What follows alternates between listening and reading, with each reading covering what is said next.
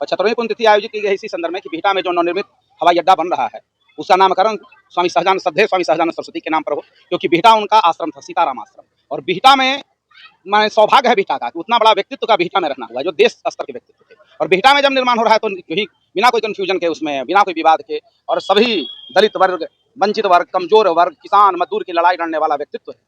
स्वामी सहजानंद से बड़ा कोई नहीं हो सकता, इसलिए उनका नाम। पुण्यतिथि मनाना एक हम लोग का उसका जो मुख्य कारण था कि बिहटा में स्वामी सहजानंद सरस्वती जी का कर्मभूमि रहा है, बिहटा सीताराम आश्रम।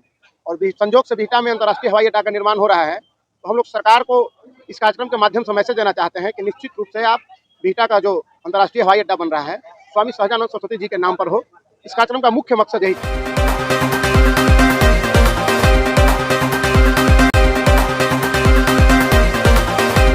आज विक्रम में स्वामी सहजानंद सरस्वती का 75वां पुण्यतिथि मनाया गया और इस पुण्यतिथि का संयोजक जो थे वो डॉक्टर आशुतोष शर्मा थे। क्या कुछ कह रहे हैं आशुतोष शर्मा, पहले आशुतोष शर्मा को सुनिए। आशुतोष जी, आज डाक बंगला में स्वामी सहजानंद सरस्वती का 75वें पुण्यतिथि मनाया गया, क्या कहेंगे? 75वीं पुण्यतिथि आयोजित की गई इसी संदर्भ में कि बिहटा में जो नवनिर्मित हवाई अड्डा बन रहा है उसका नामकरण स्वामी सहजानंद सरस्वती के नाम पर हो, क्योंकि बिहटा उनका आश्रम था, सीताराम आश्रम। और बिहटा में मैं सौभाग्य है बिहटा का कि उतना बड़ा व्यक्तित्व का बिहटा में रहना हुआ है जो देश स्तर के व्यक्तित्व थे।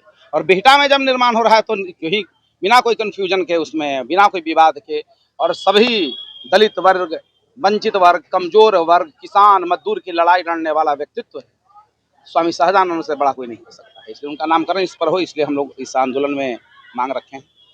आशुतोष जी, कांग्रेस भी लगातार जो है कि इस डाक बंगला में प्रोग्राम तो करती है, लेकिन इस डाक बंगला और विक्रम की बात करें, गांधी आश्रम और इस डाक बंगला की बात करें तो काफी जर्जर हालात है, क्या कहिएगा? यही बात तो समझाना चाहते हैं पब्लिक को। जब कांग्रेस का सांसद तो इतना बड़ा डाक बंगला बना और कितनी इसकी सुसज्जित व्यवस्था थी।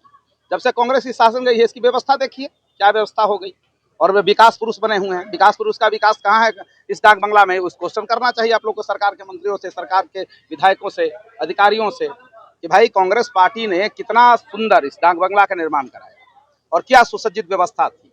और आज की विकास की सरकार पूरे डाक बंगला को ध्वस्त किए हुए, खत्म किए हुए।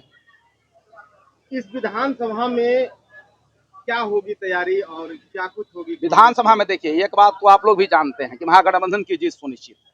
अब महागठबंधन की जीत सुनिश्चित देकर बहुत ज्यादा मेढक कूदने लगे हैं, बस यही स्थिति है और क्या है। किसी को इसके पास कोई सरकार कांग्रेस से था नहीं, लेकिन अब विधानसभा की निश्चित महागठबंधन की जीत। अफसोस ही मंच पे आप काफी भावुक हो गए थे, इसके पीछे क्या? अरे 25 वर्षों से पार्टी में निरंतर सेवा दे रहे हैं, जो 25 वर्ष से लगातार सक्रिय हो और कहीं एक दिन कांग्रेस के अलावा कोई शब्द नहीं जानता हो, उसकी हकमारी का प्रयास किया जा रहा हो तो भावना तो बही जाती है। जो निर्मल व्यक्ति होता हो भावना के साथ होता है।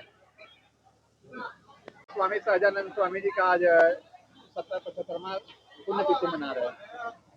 देखिए, पुण्यतिथि मनाना एक हम लोग का उसका जो मुख्य कारण था कि बिहटा में स्वामी सहजानंद सरस्वती जी का कर्मभूमि रहा है, बिहटा सीताराम आश्रम।